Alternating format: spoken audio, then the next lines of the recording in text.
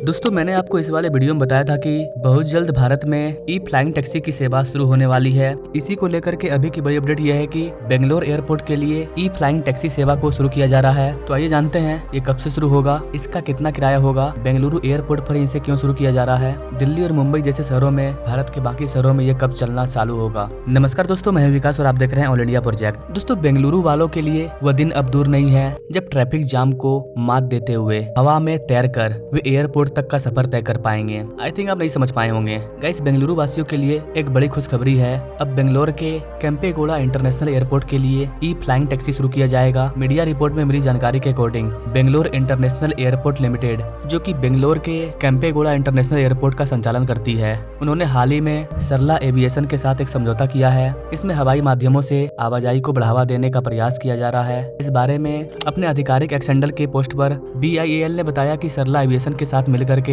हम इवोल्ट यानी कि electric vertical take off and landing aircraft की शुरुआत करने वाले हैं, जिसका उद्देश्य हवाई यात्रा के माध्यम को बढ़ावा देना और आम लोगों तक इसकी पहुंच को बढ़ाना है। बताया जाता है कि यह सिर्फ एक नई टेक्नोलॉजी को अपनाना ही नहीं है, बल्कि फ्यूचर के साफ, तेज और एक एडवांस साधन को तैयार करना भी है। कंपनी ने कहा कि हम एरियल राइड यानी कि हवाई माध्यमों को इतना सस्ता बनाना चाहते हैं कि जैसा वर्तमान में ओला और उबर का कैब होता है, उतना ही सस्ता हो जाएगा हवाई यात्रा करना। जिन 4 शहरों में सरला एविएशन ने अपना टारगेट बनाया है वो है मुंबई, बेंगलोर, दिल्ली, पुणे। जी गाइस, सबसे पहले इस तरह का जो एयर टैक्सी है ये आपको मुंबई, बेंगलोर, दिल्ली और पुणे में देखने को मिलेगा, क्योंकि यहाँ पर जनसंख्या काफी ज्यादा है, यहाँ पर ट्रैफिक जाम काफी ज्यादा लगती है, यहाँ के लोगों को इसकी जरूरत है। कंपनी अगर यहाँ पर इस तरह के न्यू एविएशन को लेकर के आती है तो इनको भी प्रॉफिट होगा। इसके अलावा गाइस आपको बता दें कि जानकारी के अकॉर्डिंग इलेक्ट्रॉनिक सिटी से बेंगलोर इंटरनेशनल एयरपोर्ट तक ई फ्लाइंग टैक्सी के माध्यम से पहुंचने में महज 19 मिनट का समय लगेगा। वहीं अगर किसी भी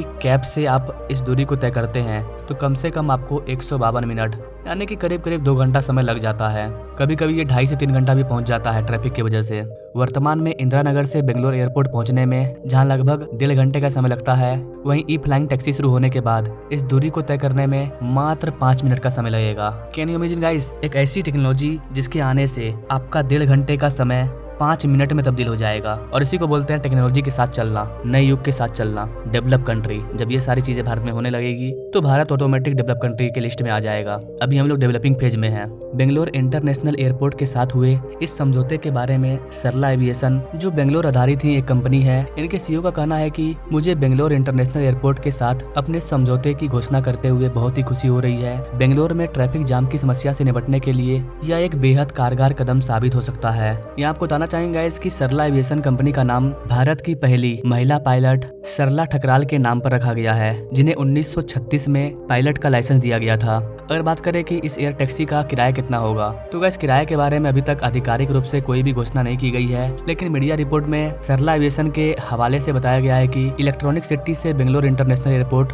लगभग 37.5 किलोमीटर की दूरी पर स्थित है और इस दूरी को तय करने में किसी आम कैब का किराया लगभग 2500 रुपया होता है, लेकिन ई फ्लाइंग टैक्सी का किराया उससे काफी कम 1700 रुपया होगा। यानी कि अभी जो किराया लग रहा है उससे कम ही लगेगा। तो जाहिर सी बात है कि लोग इसे चूज करेंगे और समय भी बच रहा है। बताया जाता है कि एक इवोल्ट एयरक्राफ्ट में करीब 7 यात्री एक बार में सवार हो सकेंगे। हालांकि सूत्रों के हवाले से यह भी बताया गया है कि बेंगलोर एयरपोर्ट के लिए ई फ्लाइंग टैक्सी को शुरू करने में अभी कम से कम 2 से 3 साल का टाइम लग जाएगा। बताया जाता है कि इवोल्ट सिस्टम को शुरू करने के लिए कई स्तर पर अनुमति लेने की जरूरत है, जिसमें कि अभी लंबा समय लग सकता है। आपको बता देगा इसकी दिल्ली से गुरुग्राम के बीच भी एयर टैक्सी को शुरू करने की तैयारियां की जा रही है। दिल्ली के कनाट प्लेस से गुरुग्राम के बीच की दूरी तय करने में लगभग एयर टैक्सी को मात्र 7 मिनट का समय लगेगा। इसके अलावा गाइस इसे छोटी मोटी कंपनी नहीं, इसे इंडिगो एयर टैक्सी शुरू करने वाली है। मीडिया रिपोर्ट में मिली जानकारी के अकॉर्डिंग दिल्ली से गुरुग्राम के बीच उबर से यात्रा करने का किराया 1500 से 2000 के बीच है। वहीं एयर टैक्सी का किराया लगभग 2000 से 3000 रुपया के बीच होने की संभावना है। संभावना जताई जा रही है कि ईयर 2026 तक दिल्ली गुरुग्राम रूट पर इवोल्ट एयर टैक्सी को लॉन्च कर दिया जाएगा। तो देखते हैं पहले कहाँ लॉन्च होता है, दिल्ली में या फिर बेंगलोर में। चूंकि ये टेक्नोलॉजी काफी बेहतरीन होगी, आप इमेज में देख पाएंगे कैसे